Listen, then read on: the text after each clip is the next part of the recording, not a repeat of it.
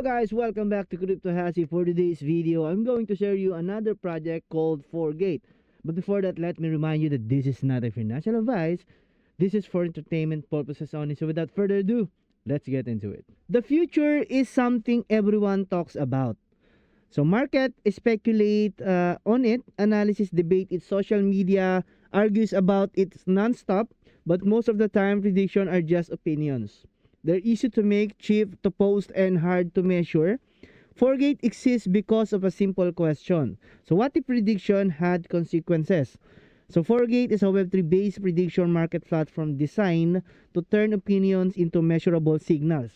Instead of liking a post or answering a poll, users interact with markets that represent real world outcomes. So these outcomes might involve cryptocurrency prices, financial events, sports result, or other clearly defined scenarios. The idea is that when people commit value to prediction, that result can reveal more than word alone. So the market price becomes a reflection on how confident people actually are. So not just what we say. To make this work, Forgate relies on a blockchain technology. Trade settlements are handled through smart contracts, which are automated programs that follow preset rules, because these contracts live on a blockchain. So they operate transparently and without the need for a central authority to manually resolve outcomes. Another key aspect for a Forgate is that it's not limited to a single source of questions. Anyone can create a market. Creators define the event, specify how the outcome will be determined. So in open to participants, this allows communities, analysis, or content creators to build markets around topics they understand and care about. So creators are also incentivized when users trade in market. Activities generate fees, and a portion of those fees go back to the creator. This links predictions market to the broader creator economy, where attention and insight can be turned into sustainable value. So the Forgate typically uses stable coins such as USDC or USDT. Often of the Solana blockchain, stable coins are designed to stay close to the value of traditional currencies, like the US dollars, while they help reduce volatility compared to other cryptocurrencies. It does not remove risk. Predictions market can still result in gain or losses depending on the outcome, guys. So as activity increases, market on Forgate continuously adjust. Price move as a user enter or exit positions, creating a live probability signals in theory. This allows market to act a forecast that update in real time, shaped by many independent decisions rather than a single expert opinion.